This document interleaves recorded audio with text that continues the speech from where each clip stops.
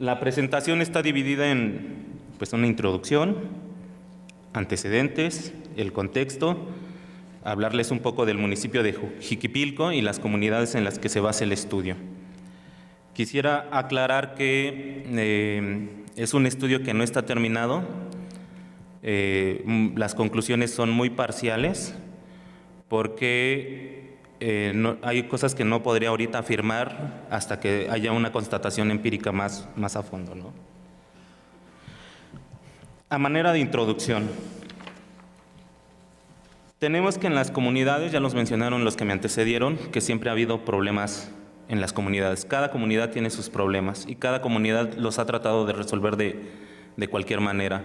Si nos vemos un poco teóricos, pues yo rastrearía que desde René Descartes con su discurso del método, fue cuando la cuestión ambiental empezó a tener poco valor, incluso se veía como un bien gratuito e ilimitado, y a partir de ese momento la interacción de la sociedad con la naturaleza empezó a generar más problemáticas, ¿no? Incluso con el mismo discurso del método y demás, las posturas de los hombres frente a las mujeres, también se dio la cuestión de desvalorizar el trabajo de las mujeres o la participación de las mujeres, ¿no? No es tema de la ponencia, solo lo quería poner en la mesa, entonces como un antecedente importante. La marginalidad siempre la asociamos con pobreza, ¿no? Con falta de conocimiento. Entonces luego nosotros decimos que los pobres son los que deterioran en el ambiente, ¿no? Luego vamos a comunidades donde dices, ¿y tú por qué no cuidas tu bosque? Tú estás deteriorando tu ambiente. ¿Por qué hay basura en tus ríos? Tú estás deteriorando el ambiente. Pero ¿por qué se talan esos bosques? ¿Por qué los ríos están contaminados, no?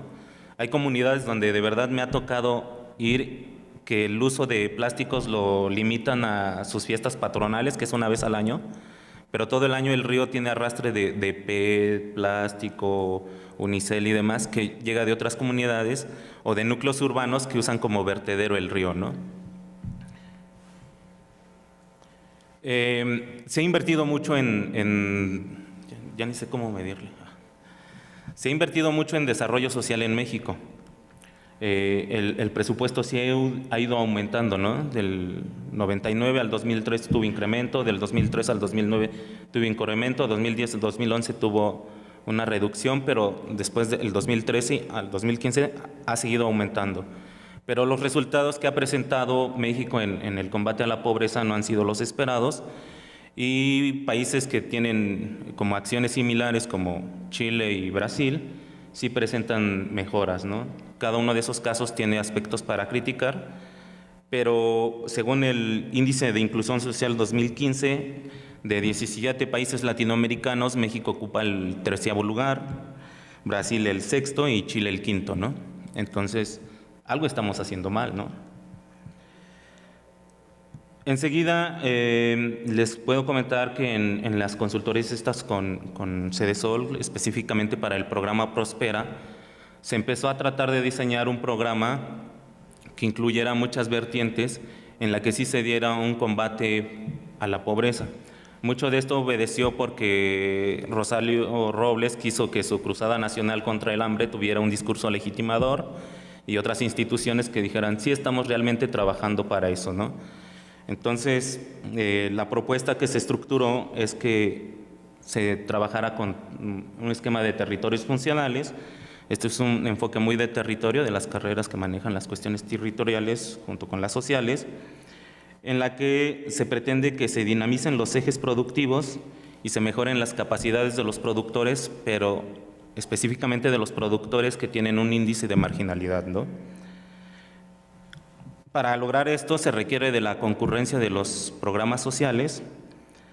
En el aspecto de la propuesta del programa se habla de 7 dependencias y 15 programas que están participando directamente.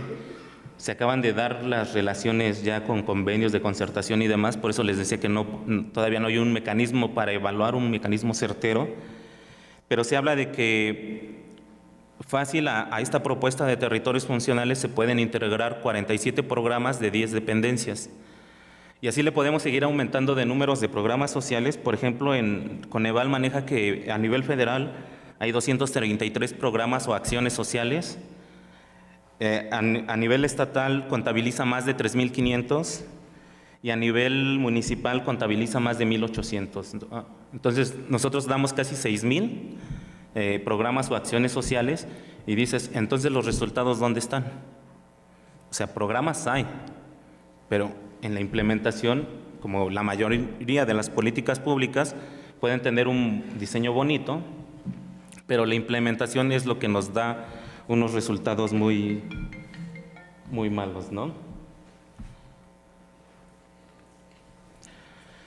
Antes de continuar, les quisiera mencionar unas cuestiones que me gusta sacar a tema siempre, porque luego decimos desarrollo sustentable, ¿no? Y ahora resulta que ya todos son sustentables, ¿no? Ya hasta parece como una especie de religión, ¿no? Es que yo estudio sustentabilidad, Dios te tenga en tu santa gloria, ¿no? Y no es el punto, ¿no? Digo, sí me gusta meter el tema de sustentabilidad a lo que desarrollo, pero incluso a pesar de que llevo como 10 años con esos temas, todavía no encuentro un concepto que yo diga, sí, en ese creo, ¿no? Ni siquiera en el de Brundtland, ni siquiera en el informe al Club de Roma. Y luego me pongo a leer a los autores del postdesarrollo y dices, pues David Harvey sí me gusta, pero no tiene aplicación en algunas comunidades de México, ¿no? Y empiezas a revisar más cosas y es difícil encontrar un concepto que satisfaga a todos. Igual y todos buscamos cosas diferentes y no podemos enfocarnos a un aspecto tan general, ¿no?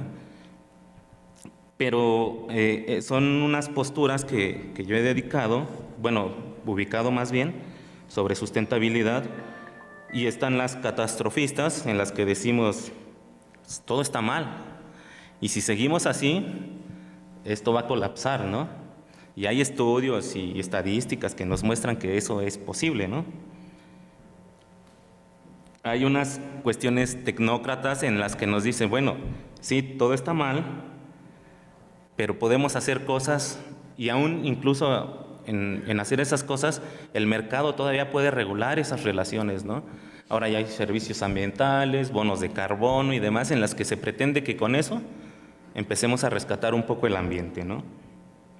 Hay unas cosas más de los ecologistas en las que dicen, no, pues es que estamos mal, las relaciones naturaleza-sociedad estaban bien en el pasado, en lo rural, donde todavía se mantienen, pero la pregunta sería, ¿cuántos de los que somos muy citadinos o muy urbanos estamos dispuestos a hacer vida en una comunidad de esas, ¿no? O sea, nos gusta lo bonito, ¿no? Pero las incomodidades no las absorbemos tan bien. Ya lo mencionó un poco Saúl hace rato, ¿no? Y les decía que como no encuentro todavía alguna definición que me satisfaga a mí mismo, yo digo que es una cosa de vamos a interpretar el problema, vamos a interpretar la crisis y vamos a buscar una salida viable para ese punto. Y después nos van a llegar más puntos y más puntos, pero pues a seguir trabajando, ¿no? También en estos conceptos pues se rastrean como algunos ejes en los que podremos como transitar, y nos dicen que anteriormente me tocó mucho, ahora afortunadamente ya no tanto, que cuando yo les decía es que a mí me gustan temas de sustentabilidad, tú cuidas arbolitos, tú adoptas perritos, tú cuidas gatitos, y pues dices, los que lo hagan pues está padre, pero no se limita una cuestión de sustentabilidad a solo cuidar el entorno biótico, ¿no? Ya hay otros ejes que empiezan a incorporar la cuestión social, pero en la que solo se quedan en vamos a interpretar el porqué de esas relaciones sociales nos están deteriorando al ambiente. Un ejemplo para eso es cuando escuchamos el argumento es que los pobres son los que deterioran, que se los mencioné hace rato, ¿no?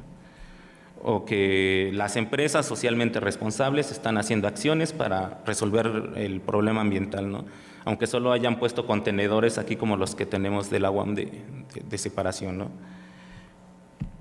Y hay un argumento más sólido que debo de reconocer que sí me causa alegría, en el que nos dice que la sustentabilidad es una cuestión en la que debemos ser conscientes de la naturaleza de nuestro ambiente y de las relaciones que podemos tener como sociedad dentro de ese ambiente, sin dejar de desarrollarnos económicamente, culturalmente, socialmente, etc.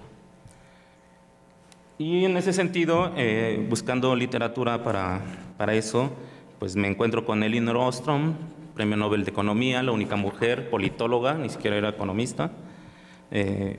Vino a la UAM Azcapotzalco.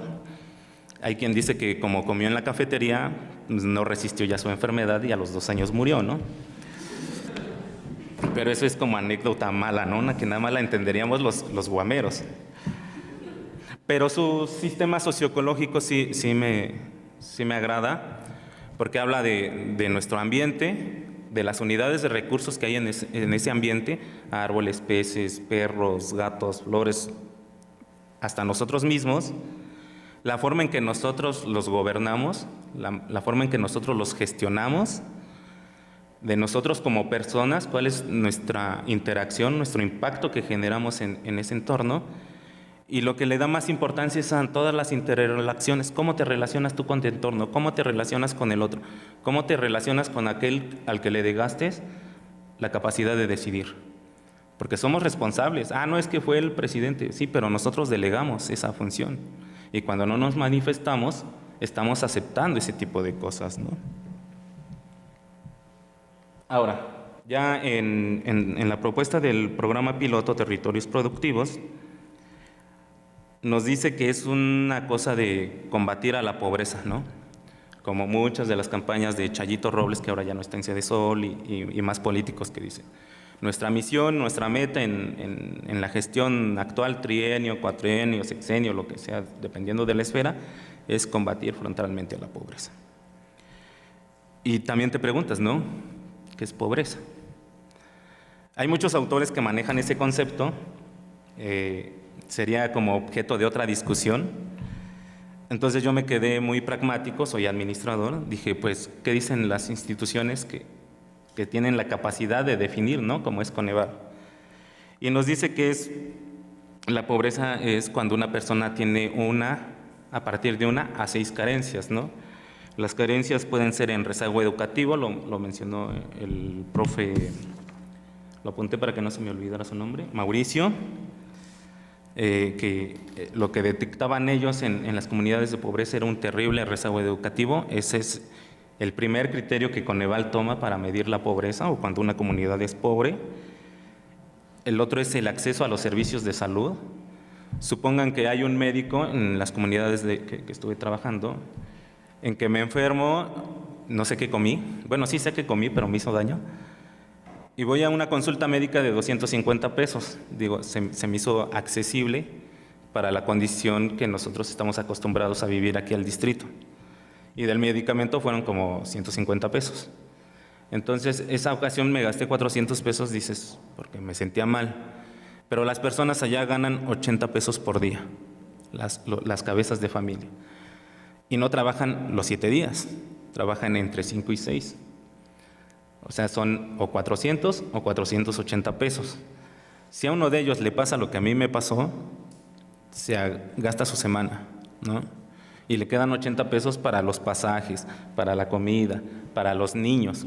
O sea, es una cosa terrible lo del acceso a los servicios de salud.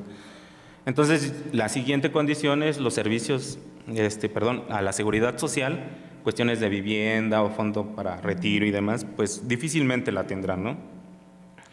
La que sigue es la vivienda. Se dice que se habla de espacio y calidad de la vivienda, pero son familias colmena en la que en unos áreas de como 60 metros cuadrados viven como 12, 13 individuos, ¿no? Entonces eso no es sano para nadie, ¿no? Incluso uno va a las habitacionales de edificios de hace tiempo donde sí había familias, como antes era la mexicana, de los papás y 2 o 3 hijos, y tú notas cómo las personas ya están engentadas, ¿no? O sea, su tolerancia hacia las otras personas es poca porque siempre han vivido así como hacinadas. La otra es de los servicios básicos en las cabeceras, en las comunidades que estuve visitando para este estudio. Sí tenían el acceso al drenaje, al agua potable y a la electrificación, pero hasta ahí, ¿no? Teléfono, televisión, pues no. Y no todas las viviendas, ¿no? Solo las que tenían determinado poder económico porque tenían que costear la conexión a esos servicios. Entonces, así define Coneval la pobreza. La misma Coneval dice que el 45% de la población de México está en condiciones de pobreza. El 35-75 es pobreza moderada. ¿A qué le llama pobreza moderada? A los grupos de personas que presentan una de las 6 condiciones que les mencioné. Y pobreza extrema a las que presentan 3 o más condiciones de esas que les mencioné, ¿no? Que ya son muy pobres. Entonces, lo que se pretende atender, el universo de atención del programa piloto Territorios Productivos, es atender a los que tengan la condición de pobreza multidimensional, pobreza extrema, o sea, tienes 3 condiciones, pero que entre ellas se incluya la sexta, que es el acceso a la alimentación, ¿no? Si aparte de que estás pobre dejas de comer, pues, o no comes con calidad, que difícilmente, bueno, calidad es un concepto muy relativo, ¿no? ¿Qué otras personas o qué otro criterio se buscó para acceder a este programa de territorios productivos? Pues que las comunidades estuvieran dentro del catálogo de la Cruzada Nacional contra el Hambre, que la actividad agrícola fuera fundamental en esas comunidades, que las familias fueran beneficiarias del programa de Prospera, esto por un asunto de padrón y porque le hacen unos cuestionarios socioeconómicos que les llaman quiz, los de Cedesol, en donde clasifican el índice de pobreza que ellos manejan, ¿no? Los que reunían esas condiciones fueron 5 estados: Chiapas, México, Oaxaca, Puebla y Veracruz. En lugar de Puebla iba a estar Guerrero, pero las condiciones de seguridad no eran las adecuadas y se suprimió a Guerrero, ¿no? No porque no sea pobre, sino porque las mismas condiciones te conducen a mayor marginalidad todavía, ¿no? En el Estado de México son 3 municipios: Jiquipilco, que es el que más analicé, Ixtlahuaca y San Felipe del Progreso. En el municipio de Jiquipilco hay 3 comunidades: Manzana Tercera, Manzana Cuarta y San Felipe Santiago. Y ahí están los porcentajes que maneja Coneval también. Entre el 50 y el 75% de la población de esos municipios está en pobreza, y su población entre el 25 y 50% está en pobreza extrema, y entre el 0 y el 25%, bueno, en ese rango están los que tienen carencias alimentarias. Para localizar a Jiquipilco es el municipio que está en amarillo. Bueno, aquí en mi hoja es amarillo, pero aquí no. Después está Ixtlahuaca y aquí está San Felipe Santiago. Estos municipios los puse de referencia, este es Atlacomulco y Toluca, porque en estos municipios no están esos índices de pobreza ni de marginalidad. De hecho, Atlacomulco tiene mayor poder económico que Toluca. Y Toluca pues es la capital estatal, donde están todos los poderes del Estado, y su nivel de ingresos en lo general no entra en estos rangos de pobreza, ¿no? Y son muy cercanos. Aquí están los índices de pobreza con carencia de acceso a la alimentación. Este es Jiquipilco, el del medio, el que le señalé. ¿Qué otras características tiene Jiquipilco? Es un municipio rural, tiene 79 localidades, 5 rebasan a los 2.500 habitantes y 3 zonas están consideradas como urbanas. ¿Por qué se me hizo importante incluir este dato más allá del aspecto monográfico? Porque uno de los criterios para designar a una comunidad rural es que sea menor de 2.500 habitantes, lo cual desde mi punto de vista es un absurdo, porque hay comunidades que tienen más de 3.000 habitantes, como Las Manzanas que les mencioné, y tú en una constatación visual te das cuenta que son más rurales que las mismas comunidades que tú considerabas rural. O en el caso del mismo municipio de Jiquipilco, su cabecera municipal tiene 2.000 habitantes aproximadamente y está considerado como zona urbana por el acceso a los servicios y la conectividad que tiene con otras localidades. Entonces el criterio de 2.500 habitantes sí se me hace que está rebasado. Afortunadamente también hay estudios que están justificando de mejor manera cuándo algo es rural y cuándo no. Otra vez los porcentajes de pobreza extrema. Ahí están las comunidades que les mencionaba, las 79, y los núcleos urbanos. El uso de suelo, la parte blanca es uso de suelo agrícola. Entonces, un porcentaje importante de ese municipio está en cosa agrícola, lo cafecito es pastizal y lo verde es bosque. O sea, es un municipio muy natural, por decirlo de un modo. Y en la cuestión agrícola, en la superficie blanca, no están marcadas zonas habitacionales, pero sí las hay. Pero tú ves a las casas, así como en una distribución muy rara, no hay trazado urbano, pero en unas extensiones muy grandes, ¿no? Y eso es un indicador más de que algo está mal, porque dices, la extensión de tierra sí la tienen, pero también tienen la cuestión esta de un abandono cada vez más visible del campo, ¿no? Ahorita se los comento más. Están dentro del programa de atención de desarrollo de zonas prioritarias, en la Cruzada Nacional contra el Hambre. Ahí están algunos de los programas que están presentes en las comunidades, en las localidades, de Zagarpa, de CONAFOR, de Prospera. Prospera tiene 4 programas, que es el de acceso a la alimentación, adultos mayores, pensión para la vejez y el mismo, y educación, ¿no? Que son las formas multifactoriales para combatir esta cuestión de la pobreza. Y lo que les mencionaba, ¿no? Las unidades de producción familiar tienen un abandono paulatino, ¿no? ¿A qué me refiero con unidades de producción familiar? Pues la familia típica del campo mexicano, mamá, papá, hijos que ayudaban en el campo, y ya cuando se dio la etapa a partir de los 70 de la modernización del campo mexicano, pues ya la mamá y el papá se dedicaban al campo y mandaban a los hijos a estudiar, pero ahora ya incluso eso se está perdiendo, ¿no? La posibilidad de que estudien los más jóvenes, ¿no? Pues prefieren irse a trabajar, ya sea como obreros, como jornaleros agrícolas, en comercios, algunos vendiendo piratería, fayuca y demás, porque es la forma en que ellos buscan garantizar su ingreso. Dice, no podrías culparlos de que abandonen el campo cuando, lo mencionó Saúl hace rato, no tienen la alternativa de garantizar su mismo sustento, ¿no? Hay presencia de deficiencia alimentaria, la infraestructura es de carácter básico.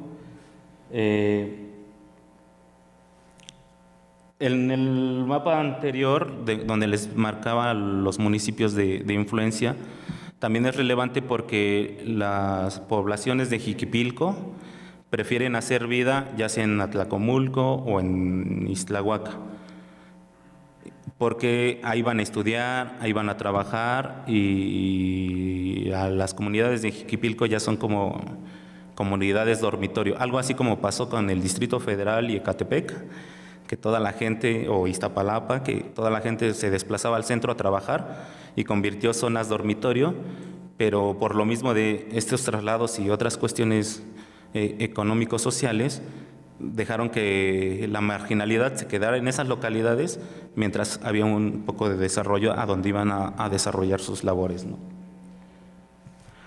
Sin embargo, me parece también importante remarcar que las carreteras sí son importantes. Digo, yo estoy muy en contra de los caminos, así tipo autopista y demás, porque te cortan la cuestión biológica, ¿no?